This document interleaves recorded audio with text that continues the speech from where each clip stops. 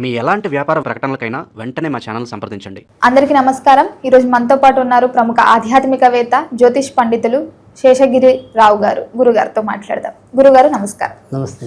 గురుగారు, ఈ నవంబర్ నెలలో ఈ మాసం అంతా కన్యా రాశి వారికి ఎలా ఉండబోతుంది అంటారు? కన్యా రాశి వారికి కూడా ఈ నెలంతా కూడా చాలా చక్కటి అనుకూలమైన కాలమే నడుస్తుంది. ఎందుకంటే వక్రించి ఉన్నప్పటికీ కూడా లాభంలో గురుడు సంచారం అనేది ఉంటుంది. ధనస్థానంలో సక్షేత్రంలో శుక్రుడు సంచారం అనేది ఉంటుంది. తర్వాత దుష్టగ్రహాలు మరి 3, 6, 12 క్షేత్రాల్లో మంచి ఫలితాలు ఇవ్వటం అనేది 11వ ప్లేస్లో కూడా మంచి ఫలితం ఇవ్వటం. సో తృతీయంలో కుజుడు కూడా వీళ్ళకి మంచి ఇది ఉంది. అంటే ఎక్కువ శాతం అయితే కనుక గ్రహాలు అనుకూలత అనేది ఎక్కువ కనపడుతుంది. నవంబరు 2 నుంచి నవంబర్ 14 వరకు ఒక ఎత్తు అయితే మళ్ళీ నవంబరు 16 నుంచి మరొక ఎత్తు. అంటే ఏంటి ఎత్తులు అంటే కనుక ఇక్కడ ఖచ్చితంగా అన్ని రంగాల వారికి కూడా ఈ నెలలో ఒక్కొక్క చోట ఒక్కొక్కళ్ళు బాగా లబ్ధి పొందటం అనేది ఉంటుంది. అంటే మొదట ఉండే అర్ధ భాగాల్లో ఇటు ఉద్యోగపరంగా ఉండేవాళ్ళు లబ్ధి పొందితే, రెండో అర్ధ భాగాల్లో వ్యాపార పరంగాను లేదా ఉద్యోగాల్లో ఉన్నా కూడా బుద్ధి పెట్టి పనిచేయాలి. అంటే యాంత్రికంగా అంటే ఒక యంత్రాలతో కానీ ఏదైనా పనిముట్లతో కానీ అలా కాకుండా ఇప్పుడు మనం కొన్ని కీలకమైన పదవుల్లో ఉంటాం. అక్కడ మనం బుద్ధి పెట్టి పనిచేయాలి. అలాంటి విషయాల దగ్గర మంచి ఫలితాలు ఉంటాయి. సో అది ఇప్పుడు నవంబర్ 2వ భాగం. మొదటి భాగం ఏంటంటే సాధారణంగా ఉండే ఉద్యోగస్తులందరికీ కూడా మంచి ఫలితాలు రావటం అనేది ఉంటుంది. ఇక తర్వాత ఈ ఉద్యోగాల్లో కూడా ఎక్కువ విజయాలు నమోదవడానికి కూడా అవకాశాలు ఎక్కువ ఉంటాయి. కనుక కన్యారాశి వారికి మొదటి ఈ నెలంతా కూడా ఎంతో కొంత వీళ్ళకి లాభం జరిగేలాగానే కనిపిస్తుంది. సో పరాక్రమం కూడా గతంలో కంటే కూడా పెరుగుతుంది. అంటే ఈ కన్యారాశి వాళ్ళకి ఏంటంటే కొద్దిగా సీరియస్నెస్ అనేది లైఫ్లో కొద్దిగా తక్కువ ఉండదు. అంటే ఏదైనా సరే కొద్దిగా జోవియల్గా తీసుకోవటం కానీ లేదా మరీ దాని మీద దృష్టి పెట్టేలోపే వీళ్ళ మనసు మారిపోతూ ఉండటం అంటే చపలత్వం, ఈ రెండు జనరల్గా ఎక్కువ ఉంటాయి. సో అది కాకుండా ఆ వాటితో సంబంధం లేకుండా ఇప్పుడు కొద్దిగా ఏంటంటే అమ్మో మనం పరాక్రమించాలి అనే ఒక ఆలోచన వీళ్ళకి ఈ నెలలో కలుగుతుంది. సో మనం ఇలా వ్యర్థంగా ఉండిపోకూడదు, ఏదైనా సరే కొద్దిగా శ్రమించాలి అనే ఒక ఆలోచన రావటం. సో అదంతా కూడా ఈ నెలలో వీళ్ళకి ఎక్కువగా కనిపిస్తుంది. విద్యార్థులకు ఎలా ఉండబోతుందంట? విద్యార్థులకి కూడా చాలా మంచి ఫలితాలు ఉంటాయని చెప్పాలి. కాకపోతే 7వ స్థానంలో శని కొంతవరకు ఏడిపించినప్పటికీ కూడా మిగతా విషయాలలో ఎక్కువ శాతం మంచి ఫలితాలు ఉన్నాయి. అంటే మనకి ఏదైనప్పటికీ కూడా శని ప్రభావం అనేది ఒకటే, కొద్దిగా వాయిదా వేసే తత్వం అనేది అలవాటు అవుతూ ఉంటుంది. రేపు చదువుదాంలే, ఎల్లుండి చదువుదాంలే అని. కానీ అదొక్కటి కొద్దిగా కంట్రోల్ చేసుకుంటే ఇప్పుడు మీరు చక్కగా మీరు ఏదైతే ప్రజ్ఞ లేదా మీరు ఏదైతే పట్టుదల, మీరు ఏదైతే శ్రమ, ఇవి మీరు ఏవైతే పెడితే వాటికి పరిపూర్ణమైన లాభం వచ్చే మాసం ఇది. అంటే అంతకితం ఉన్న గ్రహస్థితిలో ఏంటంటే మనం 100కి 100 పాలు ఖర్చు పెట్టినా కష్టపడినా అక్కడ ఫలితం అనేది కొద్దిగా తక్కువ మొత్తం ఉంది. కానీ ఇక్కడ మీరు కష్టపడిన దానికి మీ సామర్థ్యానికి తప్పకుండా ఫలితం వచ్చే మాసం ఇది.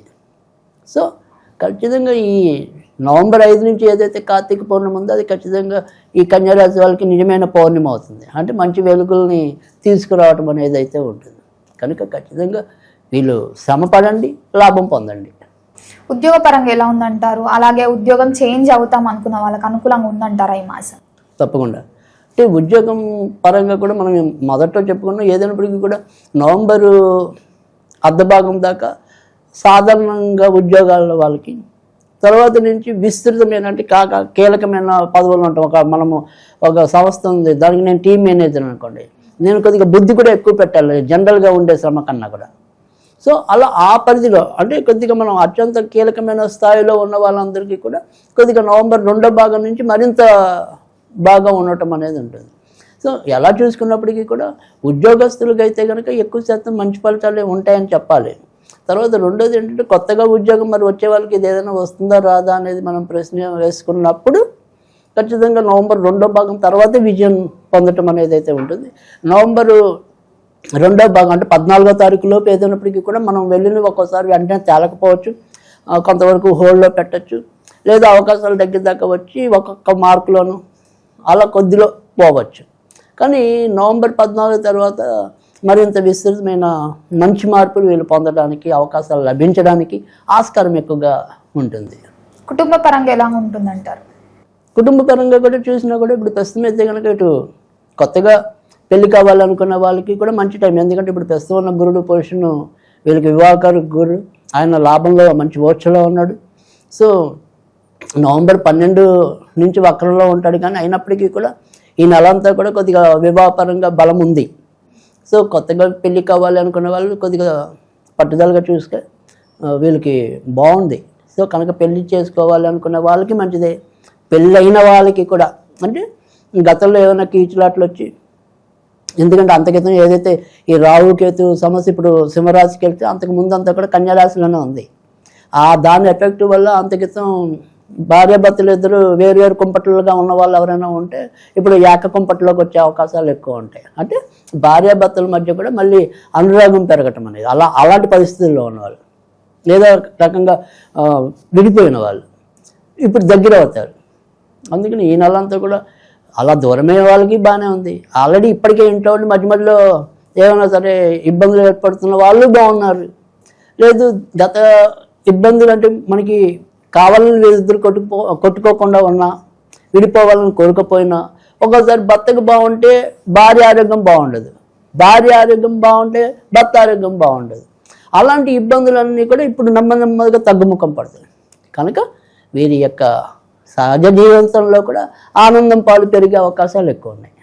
సో గురుగారు, పిల్లలు లేకుండా చాలామంది బాధపడుతుంటారు. ముఖ్యంగా ఈ కన్యారాశి వారికి ఈ మాసంలో సంతాన యోగం ఉందంటారా? సంతాన పరంగా చూసినప్పుడు ఏంటంటే వీళ్ళకి సంతానపతి శని అవ్వటం, ఆయన కొద్దిగా వక్రంగా ఉన్నాడు. పాపం వీళ్ళు కన్యారాశి వాళ్ళు విస్తృతమైన ప్రయత్నాలు చేస్తున్నారు, కానీ చేస్తున్న వాళ్ళకి కొద్దిగా విజయ అవకాశాలు తక్కువగానే ఉండే అవకాశాలు ఉన్నాయి.